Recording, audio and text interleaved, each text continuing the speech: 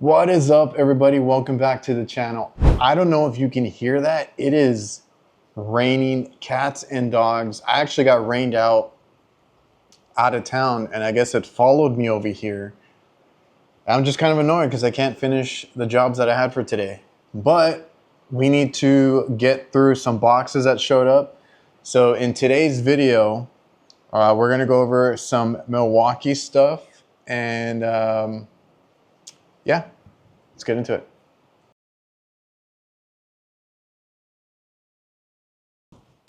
So I'm gonna try and show you guys what I can. In this one,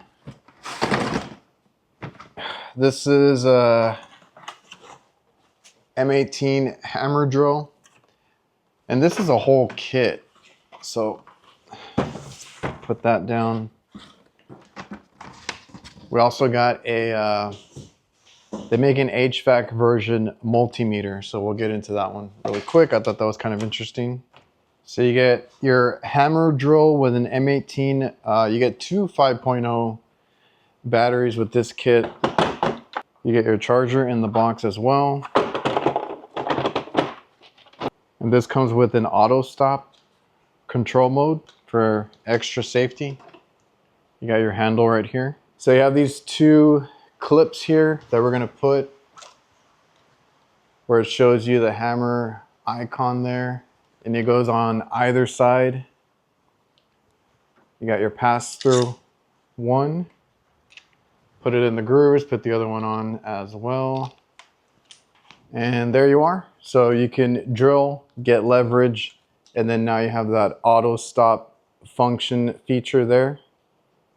So this is actually for the in-laws. I mean, I live out here in the country. They live next door, and they're always cutting, building stuff constantly. So I was gonna give this to them. Does Milwaukee make an M12 hammer drill? Because that might be what I have. Because I just realized this is really nice, and I don't think I have one this powerful. But yeah, M18 hammer drill. That's for the in-laws. This case is really dope, so glad I could gift that to them. Now, I already got into this because I got impatient, but Milwaukee just continues to get into the HVAC game. So this is their, what is it? 2236-20, that is their HVACR multimeter. So they're starting to make HVAC specific tools and equipment. You saw in the other video that I had a vacuum pump from them, which is catered to HVAC. Now they have a meter, they have a recovery machine that's coming next year.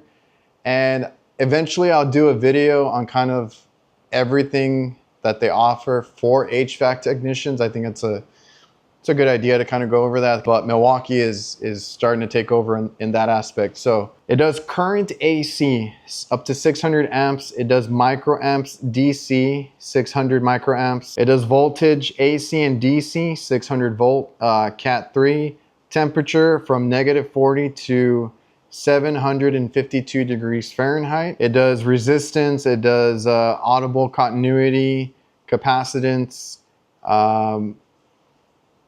and it's a clamp meter. So if we turn this on, I need to see how this does in the sun, direct sunlight. But they have opted for the black display with the white letters. Sometimes that can be hard to read in sunny situations, so we're gonna see. It looks like it's lit pretty well, but we're gonna see. The size of it there, I have used it in the tool bag already. It fits pretty well. It is slim, much smaller than I thought it would be. But if you guys have seen other brands, they all do this kind of style. I think Fieldpiece is the only one that is like shaped differently, and that's what I've been using. And then the Fluke ones are like are much fatter on the top, right? So this is pretty uniform. This is always what's gonna get in the way, the little clamp thing. But other than that, pretty slim. We'll see how it does. Like, it does all the basic functions that you would need. The only reason I carry that bigger 680 field piece is because the clamp swivels, which is nice. It's also wireless. This is not wireless. This is just a standard meter, but it's like a 129 at Home Depot. So, I mean, not a bad price whatsoever. If you're just looking for you're in the market for a meter, you're new and you want to get something that should be made pretty well. We'll see how it holds up, but you know, pretty reputable brand at 129 bucks, and it does everything that you would need. You can check AC, DC voltage, micro amps, your microfarads, capacitance, continuity, ohms, you know, all that stuff. These are the leads that come with it. All of these style meters also plug in the bottom, which I've never been crazy about, but that's why the field piece ones, I like that they're in the front, and I think Fluke and everybody else does them at the bottom. You also get, these nice little looking probes. They both say Milwaukee. This one's in red. And they kind of compare to like the Fluke style probes there. And you have your basic, you have a button for the light. So there's a light. You have a button to turn that on and off. It doesn't turn on with the clamp. And then you got a hold when you need to check something and get a reading to hold it. And then your temperature is also in the same plugs here. So you don't get a traditional K-type thermocouple, which I carry a lot of. You have to have that specific, I don't think it's proprietary. I think it's just a different style where if you have meters like this, that's what I'm saying, like I believe Fluke, Subco, maybe even Klein, if they use this style of connectors, there is a temperature probe that plugs directly into it because it's like the right fit. And other companies like Fieldpiece use the K-type thermocouple that you plug into the front or wherever they have those connections. So it does temperature too. You just got to make sure you have the right plug. It does come with the leads and the temperature probe. So you're all set, ready to get out there and have at it. So I'll give you guys an update once I've been using it. It's already in my bag and I already switched over to it. I actually kind of like it. When I walked by, initially when I saw it there in Home Depot, and it was like kind of hanging up high, I was like, no, it looks too big. It doesn't look right and this and that.